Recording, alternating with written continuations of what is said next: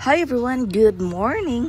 Ayan, so nandito tayo sa mga cacti natin guys. Kung napapansin nyo, ito yung unang ipinakita ko sa inyo, diba? Ayan.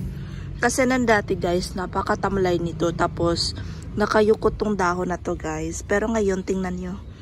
Nakaano na siya, nakataas na lahat, diba? Super saya ko kasi maganda na silang tingnan. Kasi nandati parang nakayupi yung mga dahon. Kagaya nito guys, nakaganito yung dahon niya, pero ngayon tingnan niyo. Ayan, ang ganda na, diba? Ang ganda ng variegation nito guys. First time ko magkaroon ng mga ganito na cactus. At saka yan. Ayan, ang ganda no. Tapos dito banda guys, yung mga nila basang-basa yung iba dito. Kasi kapag umuulan, kagaya ngayon guys, makulimlim ang panahon tapos umuulan kanina, natatalsikan sila ng ulan dito guys. Ating yellow ball, ay ano yun, yellow, basta yan siya guys. Tapos yung ating short spine nga cactus, nauulanan din sila pero talsik lang talaga, talsik lang ng ulan, hindi yung buhos talaga na buhos. Tapos guys, ayan yung update ng ating penis cactus. Tingnan nyo guys, ito yung kinain ng aso dito sa amin. So, ayan, parang nabulok yung nasa itaas na na part. Tingnan nyo guys, kunin ko na lang siya, no. Kunin ko na lang to, parang hindi na to. Ang pangit kasi niyang tingnan guys. So, ayan, kunin ko na lang siya. Paano ba to?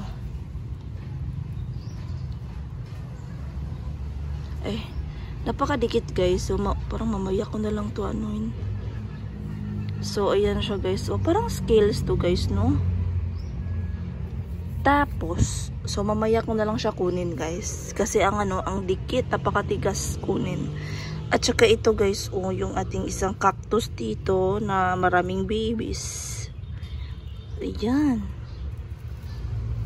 Napakadaming ganito dito sa garden guys. Dito sa mga yung ganito. Ayan siya. Tapos ito guys, ang ganda rin. Para siyang ahas. Parang balat ng ahas guys. So, tayong-tayo na rin siya. Yan, ang ganda nito guys. At saka yan guys, napakatayo na nila. Ang ganda ng tingnan. Ayan. Tapos ito, diba? Kumaganda na sila. Tapos ito yung mga lumang green lactea ko. Niriripat ko ito guys. Oo. Tapos ito, luma din to na lactea. Ayan sila. Short spine, ang ganda. Meron siya mga ganito guys, no? Pero dito tayo. Ayan. Si Caterpillar pala to guys. Yung ID. Yan si Caterpillar. Si Bubsy. Ayan siya guys. Ang ganda na rin nila. So nilagay ko yung mga columnar na cacti dito banda. Ayan guys, at saka ito.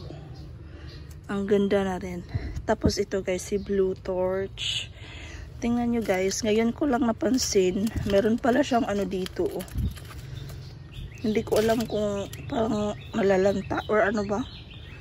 Ayan guys, parang meron siyang mga parang siyang bulok dito sa part na to guys. Kasi, ayan, tingnan nyo. Paano ko ba i-save to? Pugutan ko sana to. Pero ano bang pwedeng gawin nito guys? First time ko kasi nakakita ng ganito sa mga cacti ko guys. So parang pugutan ko yata ito ngayon. Ay hindi ngayon guys kasi maulan. Kapag uminit or umaraw na, pugutan ko yan para ma-save yung sa ilalim na part, diba? Meron talaga siyang dito parang nabulok. Ngayon ko lang talaga napansin yun guys. Anyways, dito tayo banda. Ayan. Ito guys, matagal na to sa akin, itong cacti na to. So, dito banda, galing yan sa bingat na, guys, beauty. Pero pagdating dito sa akin, habang tumatanda siya or tumataas siya, lumiliit yung kanyang mga spines. Hindi kagaya dito na malaki guys, Tingnan nyo, nakikita nyo ba yung difference, diba? Lowland beauty dito, no? Kapag nandito siya sa lowland, ganyan yung, niya, tubo niya. Pero doon sa Benguet, ang ganda ng spine, ang laki. Tapos ito guys, Ito yung isa sa matanda ko ng cactus dito. Yan ang taas na niya guys, oh. Yan, napakataas na nito.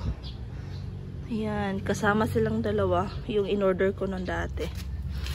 Kasi nilagay ko siya sa malakihang pot. Ayan guys, kaya lumaki siya ng ganyan. Tapos yung mga lactea ko dito guys. Yan, ito yung pinakamalaking lactea green ko.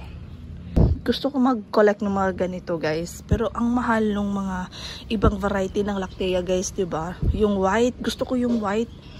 Pero ang mahal, my god. Pero soon baka makabili tayo nun. Pero ngayon guys, meron akong na-order na lactea. Parang rumba na lactea 'yun. Rumba yung pangalan niya kasi dark form siya. So excited akong dumating yun dito sa akin kasi dito ko din siya ilagay katabi nitong lactea na to. Itong green. At saka yan, ito.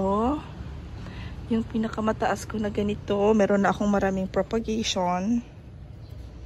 Ayan. Ito yung green guys. Kasi pinagsama ko itong dalawang to sa isang pot. Pero ngayon, nung nagpropagate ako, hiniwalay ko sila. Ito yung dark form, tapos ito yung green. So, ayan sila guys. Yung mga collections natin ng cactus. Parang ito lang yung collection ko na cactus dito sa aking garden guys. Kasi nag-collect ako nung dati. Pero, parang nabenta ko. Tapos yung iba namatay kasi hindi naaalaga ng maayos yung mga cacti ko nung dati. So ngayon, nag-collect ako ulit. Kasi unti-unti ko silang nagustuhan guys.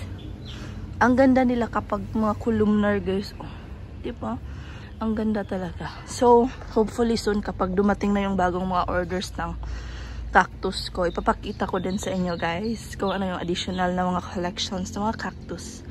So, dito na lang po muna guys. Have a nice day everyone. Bye-bye!